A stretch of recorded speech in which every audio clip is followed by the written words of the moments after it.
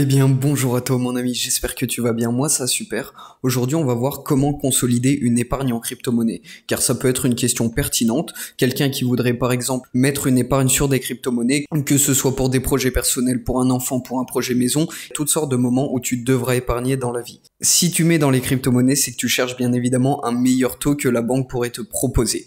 Alors, je veux aussi que tu sois serein et que tu aies une sérénité similaire à ce que tu aurais mis en banque. Il ne faut pas non plus que tu n'endormes pas la nuit et que tu stresses à chaque fois que le cours varie.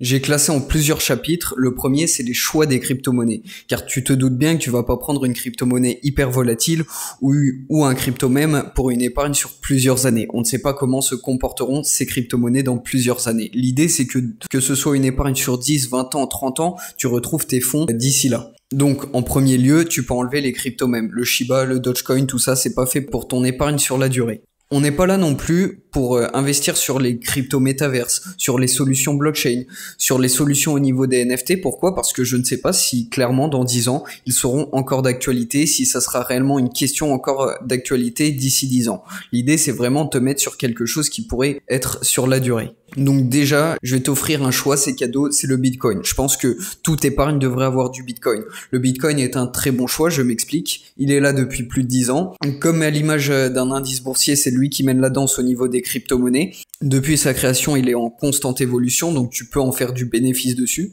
Alors bien évidemment, le marché respire, hein. Il n'est pas tout le temps en train de prendre de la valeur, mais pendant 10 ans, tu seras obligé de connaître des bear markets, obligé de connaître que le marché va respirer. Forcément, on ne peut pas être sur une hausse permanente. Ça ne monte pas jusqu'aux montagnes, bien évidemment, ça se fait en plusieurs étapes. Mais en tout cas, dans la globalité, tu fais du bénéfice sur le Bitcoin. Il a un total supply on ne peut plus raisonnable, il a très peu de tokens en circulation, donc il peut prendre plus facilement de la valeur qu'une autre crypto-monnaie. Il a une répartition des wallets assez saine, et c'est l'un des projets les plus ambitieux de la crypto-monnaie.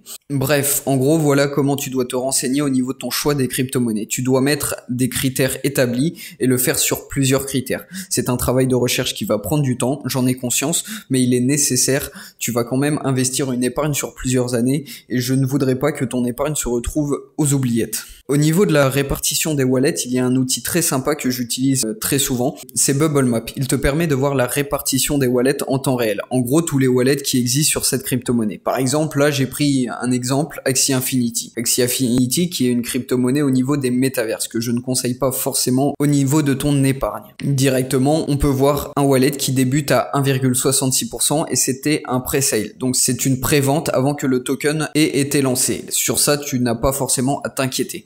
Ensuite, tu peux voir directement que on a des portefeuilles à 1,33%, 0,09%, bref, des tout petits taux de détention. Alors sur ça, tu peux te rassurer, te dire que personne ne va manipuler le cours et tout vendre et ça va faire chuter le prix instantanément. Non, là, il y a personne qui a réellement le pouvoir d'influer sur le cours à grande échelle. Bien évidemment, il y en a des grisés. Par exemple, Axie Infinity Token Swap. Ici, c'est un protocole. C'est ce qui permet justement de répondre à la demande achat et vente du token et d'autres portefeuilles de protocole. Tout ce qui est en grisé, en fait, c'est réellement des portefeuilles de protocole. Tu n'as pas forcément à t'inquiéter. C'est des portefeuilles qui sont là pour la gestion du token. Mais en tout cas, voilà, ça répertorie vraiment les gros wallets et ça te permet réellement de savoir s'il y a une énorme détention. Là, si par exemple tu voyais un 10% de détention sur quelqu'un, tu pourrais te dire oula, cette crypto-monnaie, il y a quelque chose de louche, je n'investis pas dedans. Donc tu peux le rajouter en termes de critères au niveau de ton choix des crypto-monnaies.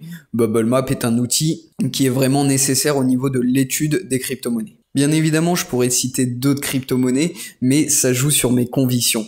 Et on va dire que il faut que tu fasses ton propre choix par toi-même. C'est assez compliqué de dire ça comme ça, mais il va falloir que tu fasses un travail de recherche au niveau des crypto-monnaies pour savoir lesquelles pourront correspondre à ton épargne. Mais en revanche, je peux t'apporter quelques conseils. Par exemple, il ne faut pas mettre trop tes sentiments en jeu. Je m'explique, si tu es hypé complètement par un projet, là tu as beaucoup trop de sentiments en jeu, ou si tu te dis ouais, celle-ci va faire fois 1000, non, là c'est pareil. Il faut vraiment que tu mettes tes sentiments de côté et te dire que là c'est vraiment sérieux et que tu choisis des crypto-monnaies pour de la longue durée. Il faut que tu te rappelles que tu mets énormément d'argent en jeu et que ton épargne doit être forcément rentable et te rapporter de la rentabilité encore plus qu'une banque. Sinon, laisse tes sous en banque, ça ne vaut pas la peine de prendre de risques avec ton épargne. Donc réellement, tu vas devoir prendre des crypto-monnaies solides et te poser les questions, te dire voilà, quelle crypto-monnaie va être là dans 10 ans, quelle crypto-monnaie va être là dans 20 ans. Il faut vraiment que tu te poses ces questions pour choisir tes crypto-monnaies.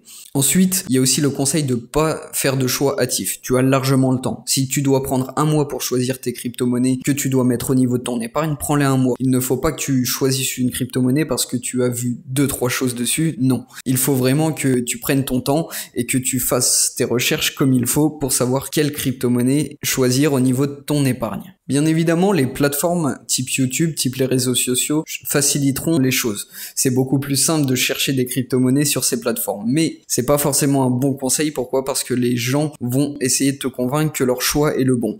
Du coup, c'est quelque chose de néfaste au niveau de ton choix des crypto-monnaies car tu vas pas choisir par rapport à toi, mais par rapport à leur choix. Alors, ça peut te faciliter ton travail, forcément, mais il faut que tu trouves des personnes qui ne sont pas là à te convaincre que leur investissement est le bon, mais simplement qu'ils le présentent. Il y a 2 autres méthodes qui peuvent paraître plus barbantes et plus longues, mais au moins il y a personne qui va influer dans ton choix. C'est CoinGecko et CoinMarketCap. Ça te permet justement de connaître des projets et ensuite tu peux peaufiner tes recherches par rapport aux crypto-monnaies qui sont en tendance, par rapport aux crypto-monnaies qui sont affichées dessus. Le deuxième grand chapitre, c'est la répartition. Il ne faut pas mettre tous ses œufs dans le même panier, tu connais bien cette phrase. Parce que imaginons qu'une crypto-monnaie te fout dans la mouise, et bien les autres vont rattraper la situation et peut-être te faire du bénéfice à côté. C'est vraiment ça l'intérêt d'avoir plusieurs œufs dans son panier et se diversifier au niveau des crypto-monnaies. Même s'il n'y a pas de bon nombre de crypto-monnaies pour faire une épargne, je conseille un minimum de 4 cryptos. Au moins, tu auras un minimum 4 crypto-monnaies et s'il y en a une qui se casse la gueule, les 3 autres vont permettre de rattraper. Il faut quand même que tu en aies un certain nombre. Alors bien évidemment, tu peux aller au-delà des 4 crypto-monnaies si tu trouves qu'il y en a beaucoup plus qui sont nécessaires pour ton épargne. Mais c'est un grand minimum. C'est un petit conseil assez barbant, mais je te conseille vivement de répertorier tes achats sur un Excel. Je m'explique. Si par exemple tu veux retrouver les informations de ton prix d'achat, la date, la quantité et ton prix moyen, eh bien tu retrouveras ça sur ton Excel. Et ça te permet d'avoir un suivi, un peu comme si tu avais ouvert ton application de banque pour savoir combien tu avais fait cette année au niveau de ton épargne. Il va falloir que tu le fasses par toi-même, je sais, ça va prendre du temps, mais au moins tu as réellement ton suivi et tu sais réellement si tu as fait une bêtise en achetant à ce moment-là ou non. Et du coup, tu sais à peu près ta plus-value latente du moment. C'est toujours plus intuitif de voir son épargne sur des graphiques et de voir la rentabilité sur des graphiques. C'est pour cela que je préfère que tu fasses un Excel. Le choix de la plateforme d'achat. Ainsi, il existe plusieurs plateformes d'achat. Je vais te faire mon retour d'expérience. Déjà, je te mets Coinbase sur le côté. Pourquoi? Parce que ton épargne va te remercier réellement et ton portefeuille va te remercier. Pourquoi? Parce que Coinbase met énormément de taxes achat et vente. Donc ça veut dire qu'ils vont te plumer 5 € à chaque achat et vente. Et sur quelqu'un qui met 50 € par mois, bon, sur la durée, ça fait énorme. Mais du coup, ils vont te prendre 5 € tous les mois sur tes 50 €. Et c'est vraiment pas l'idée d'une épargne. C'est pas d'enrichir la plateforme. Et Coinbase met énormément de taxation. Donc c'est vraiment pas la plateforme à conseiller pour du durable. Moi j'ai une préférence pour Binance, mais je pense que les autres sont tout aussi bien, malgré que Binance est la plus utilisée. En tout cas, il en existe beaucoup plus, FTX, Crypto.com, bref, il y en a une multitude de plateformes. L'idée, c'est quand même que tu retrouves les crypto-monnaies que tu veux acheter sur la plateforme où tu achètes et que tu n'ailles pas sur 10 plateformes. Ça te facilite réellement au niveau de l'achat. Donc, si tu trouves une plateforme qui répertorie à peu près toutes les crypto-monnaies dans celles que tu investis tous les mois, eh bien, choisis cette plateforme.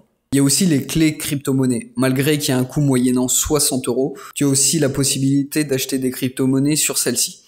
Et en plus, elles te serviront de stockage. Ça te fait réellement une pierre deux coups. Très clairement, si tu ne trouves pas tes crypto-monnaies sur des exchanges traditionnels, eh bien tu as la possibilité d'utiliser des DEX, type PancakeSwap. J'en ai fait une vidéo explicative comment acheter au niveau de PancakeSwap. Si tu souhaites te renseigner au niveau des DEX, je te mets la vidéo juste en haut. En 4e chapitre, j'ai mis le choix du wallet de stockage. Il existe des milliers de possibilités, malgré que la clé est la meilleure possibilité. Il y a 2 grands concurrents, Ledger et Trezor. Réellement, c'est la sécurité la plus optimale et en plus de ça, tu peux acheter tes crypto-monnaies dessus. Mais tu peux bien évidemment laisser tes crypto-monnaies sur la plateforme où tu as acheté. Alors bien évidemment, je te conseille de sécuriser le wallet de ta plateforme et de mettre des double FA, voire des 3 FA. Si tu veux te renseigner au niveau de la sécurité des crypto-monnaies, pareil, j'en ai fait une vidéo sur ma chaîne, n'hésite pas à la regarder, au moins tu auras tous les conseils pour sécuriser ton wallet de stockage. Tu peux bien évidemment opter pour la clé, mais tu peux bien évidemment opter pour un MetaMask ou laisser tout simplement sur le wallet qui te permet d'acheter au niveau de la plateforme. Il y a réellement une meilleure solution, c'est la clé, mais je comprends que tout le monde n'ait pas forcément 60 € à mettre directement. Bien évidemment, plus tard, tu pourras faire ton virement de toute ta liquidité que tu as sur la plateforme sur ta clé.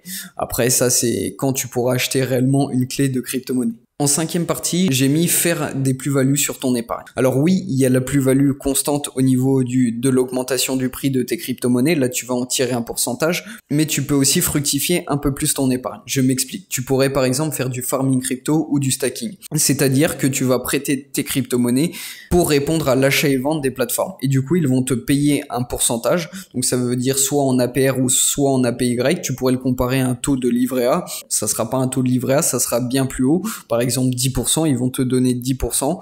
Et du coup, ça va te permettre d'avoir une rentabilité en plus de la montée des prix des crypto-monnaies. Alors ça, par contre, ça te coûtera du temps, bien évidemment, faire du stacking et du farming prend du temps, mais en tout cas, ça te permet de fructifier encore plus ta crypto-monnaie. J'en ai fait une vidéo, pareil, si tu comptes t'informer sur le farming, c'est pas un sujet à traiter à la légère et à te lancer directement, il faut quand même que tu te renseignes un minimum. Donc n'hésite pas aussi à regarder la vidéo.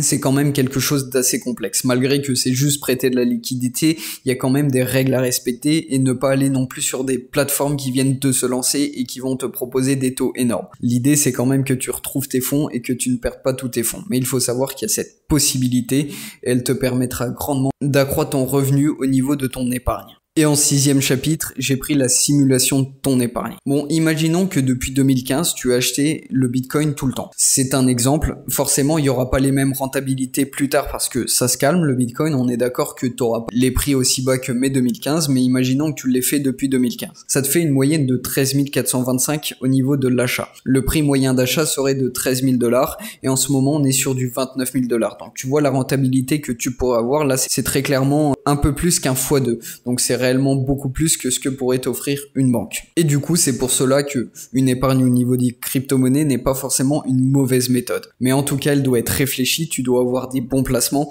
et des bonnes crypto-monnaies. Ce n'est pas quelque chose à faire à la légère et que tu dois choisir en une semaine. C'est réellement quelque chose que tu dois travailler, mais pour autant, une épargne crypto-monnaie n'est pas forcément une mauvaise chose à faire. En tout cas, voilà, si tu suis tous les conseils que j'ai dit dans la vidéo, normalement, tu devrais t'en sortir et avoir une bonne épargne. Le plus pertinent, c'est quand même de le mettre sur un Excel, comme je t'ai dit, car tu vas pouvoir suivre ton épargne et franchement, c'est kiffant de voir son épargne en temps réel. Bien évidemment, il faut pas s'en rendre malade et le regarder tous les jours, mais de temps en temps, une fois par mois, regarder son épargne au niveau de l'achat, eh bien, c'est quelque chose de kiffant et ça rajoute réellement une plus-value.